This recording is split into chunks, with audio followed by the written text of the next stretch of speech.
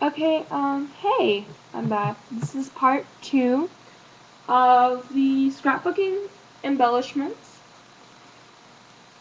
Where I might make war, not art. No, make art, not war. T-shirt, sorry. Got backwards. Kind of dyslexic here. Anyways, so now I'm just working on these ones. So yeah, the medium-sized ones. So yeah.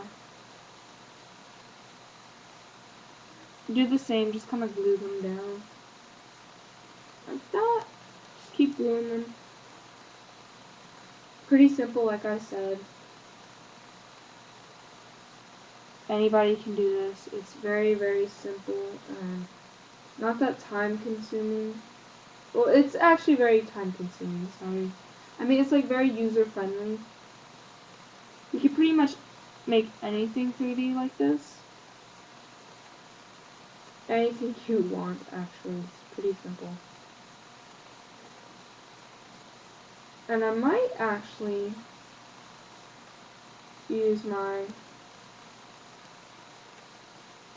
scissors for this. I might actually, not my scissors, I'm gonna use my scissors. I might actually use my paint set to make them more colorful, but still keeping that rustic look. So yeah. So this is pretty much where you can let your creative mind flow and make anything you want 3D. I mean, any kind of shape. It's pretty simple. And yeah. I want to keep that rustic 3D look because I want to keep the 3D look and the rustic look together because I don't want to clash too much. Then again, without the 3D, then it doesn't really pop and it's not really an embellishment. And you can pretty much add anything. And yes, I did do like hecka a lot of these. And I do look kind of messy. It's Saturday and I wasn't really doing anything today, so I was just like, bored, so I'm not gonna get dressed. So yeah, I did get dressed. Like, into nice clothes, you know, got dressed into my lay around the house all day clothes. Like I said in the before video, I really want to get a lot of subscribers. I would like that if you could subscribe to my videos. Friend me on here.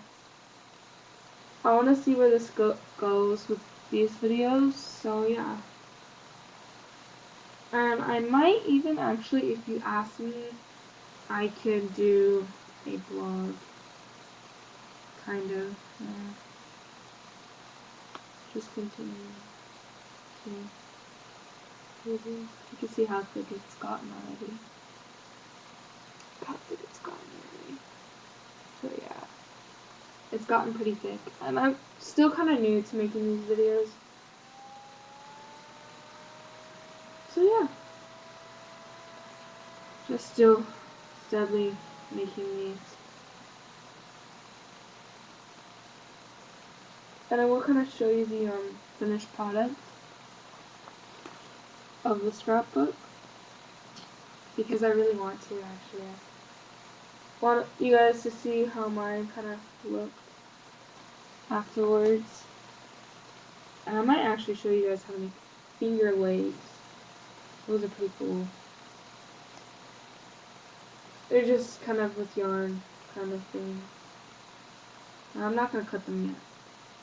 Just let them dry. Now I'm going to do the smaller one. Oh, I don't want to do a smaller one. I'm just going to do the littlest one, these, and then a really big one. So for the really big one, I'm just going to fold that in half, and take another one and fold it. Okay, so these are folded into fours. take another one and fold it into fours. And just kind of cut them together. So that it looks like this. You draw a little circle. When you draw it doesn't really have to be even unless that's how you're going to cut it. If that's how you're going to cut it, and I mean, if you want it like that, that's okay. But if you want it to be even, just try to make it as even as possible. There are a lot of things that you can do to do that. Circling around a cup or something circular is easy, and drawing it out pretty fun. I just do that to make guidelines. And here's how it's going to look. It's going to be pretty nice and thick. And you're just going to do what you've been doing with it. Glue them down like this, like you've been doing. Keep them gluing. And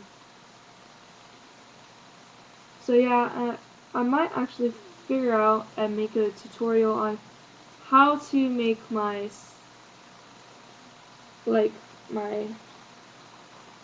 cover pages, like my covers, pretty like hard so that it stays together kind of almost. So yeah. Like I mean not stay together, but I mean like, oh here it is. I mean like take them and make them hard so that it'll be more like a cover but still have that rustic feel.